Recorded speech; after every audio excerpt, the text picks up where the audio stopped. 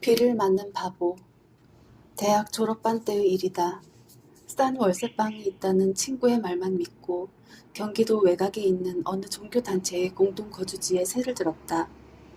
원룸 형태의 낡은 연립주택이었지만 방에 햇빛이 들고 문을 닫으면 완전히 독립된 공간이었다.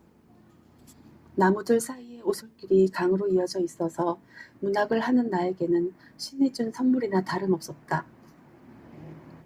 학교도 가지 않고 밤에는 시를 쓰고 낮에는 주변을 산책했다. 행복은 그리 오래가지 않았다. 장발을 한 낯선 자가 여름인데도 검은색 바바리 코트를 입고 자신들의 신성한 터전을 광인처럼 중얼거리며 어슬렁거리자 사람들이 의심스러운 눈초리를 보내기 시작했고 마침내 이른 아침 여러 명이 예고도 없이 내 방으로 들이닥쳤다. 그들은 부정 판다는 듯 신발도 벗지 않고 들어와서 나더러 당장 그곳을 떠나라고 요구했다. 나는 집주인에게 세를 냈기 때문에 몇 달은 살 권리가 있다고 예의 바르게 설명했다. 그리고 이것이 무척 마음에 들어 가능하면 오래 살고 싶다고도 간청하며 나 자신이 시인이라고 밝혔다. 그것이 문제를 더 키웠다. 흥분한 그들은 시인을 신으로 잘못 알아듣고 급기야는 나에게 마귀야 마귀 썩 물러가라 하고 고함치기 시작했다. 한 여성은 손가락으로 허공을 가리키며 하느님이 무섭지도 않느냐고 윽박질렀다. 난해한 자작시 몇 편밖에 가진 것 없는 낙청년에게 마귀라는 말이 비수처럼 꽂혔다.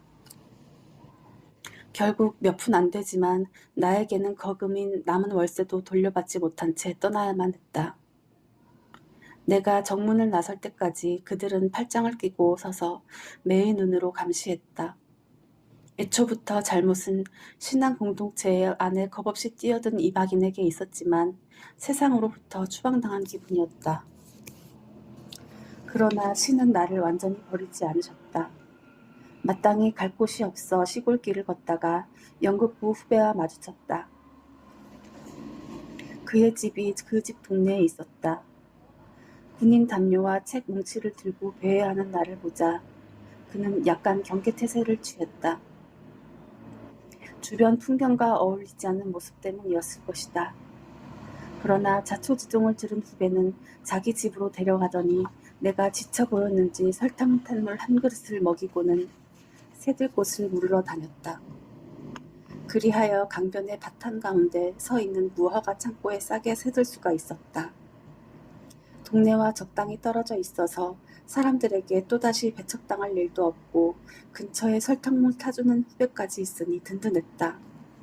전기가 없어 밤에 촛불을 켜고 지내야 하는 것 외에는 큰 불편이 없었다. 밤에는 촛불의 심지를 들여다보거나 글을 쓰고 한낮에는 랭보나 말라물의 시를 외우며 먼 곳까지 한가롭게 걸어 다녔다. 이내 여름 장마가 닥쳤다. 먹구름이 창고 슬레이트 지붕 위에 드리워지고 천둥이 허들음짝을 놓더니 저녁부터 비가 퍼붓기 시작했다.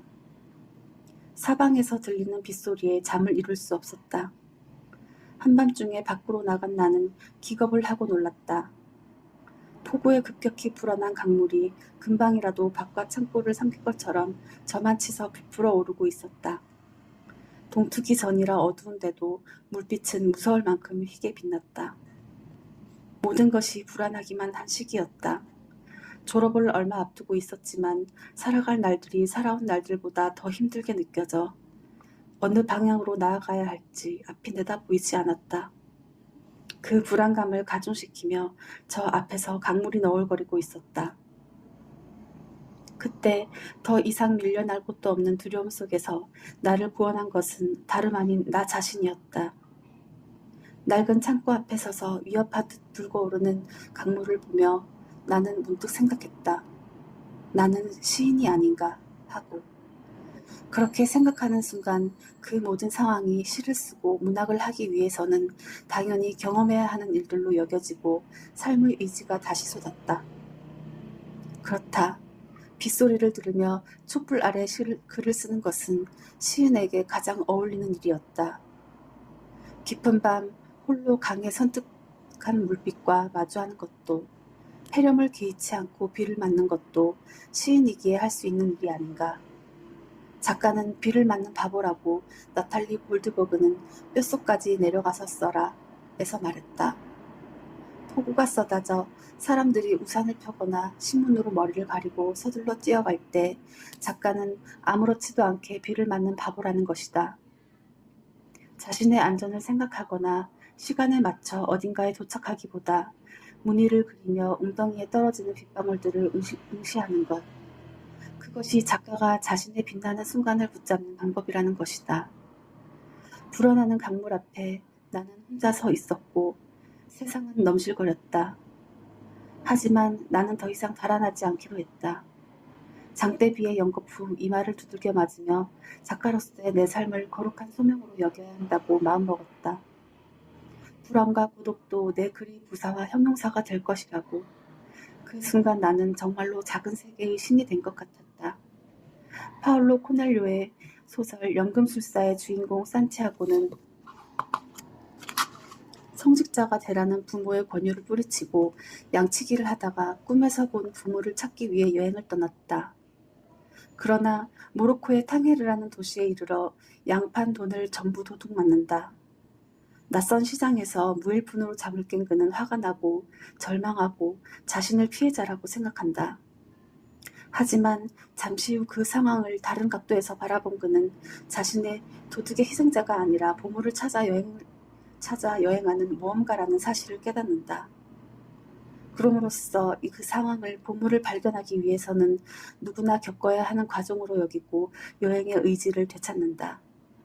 돈을 도둑맞은 현실을 부정하는 것이 아니라 그 상황으로 인해 자신의 정체성이 흔들리지 않도록 한 것이다. 삶은 때로 도둑보다 더한 것을 우리에게 선사한다. 그때는 자신이 낯선 별에 불시착한 갈 곳 없는 영혼처럼 느껴진다. 산티아고는 어디든 갈 수 있는 바람을 부러워한다. 그리고 문득 깨닫는다. 모험을 떠나지 못하게 자신을 가로막는 것은 아무것도 없다는 사실을.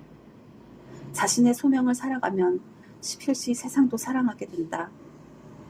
그 밤에 비를 맞으며 나는 온 영혼을 다해 소리내어 시를 외웠다. 그리고 나 자신이 오갈 데 없는 처지라거나 공동체에서 쫓겨난 마귀가 아니라 시인이라고 생각하자 얼굴을 때리는 빗방울이, 빗줄기에 춤추는 옥수수 잎이, 촛농이 떨어지는 창터까지도 축복처럼 여겨졌다. 그런 시적인 순간은 아무에게나 주어지는 것이 아니라는 것도. 삶이 내게 말하려 했던 것이 그것이었다. 이 깨달음은 그날 이후에도 나를 붙들어 주었다. 언제 어디서나 나 자신이 시인임을 기억할 때 모든 예기치 않은 상황들을 마음을 열고 받아들일 수 있었다. 그때 삶이라는 이 사건이 글을 쓰기 위한 선물로 바뀌었다. 그리고 그것이 내게는 인생 본연의 아름다움과 경이로움을 잃지 않는 길이었다.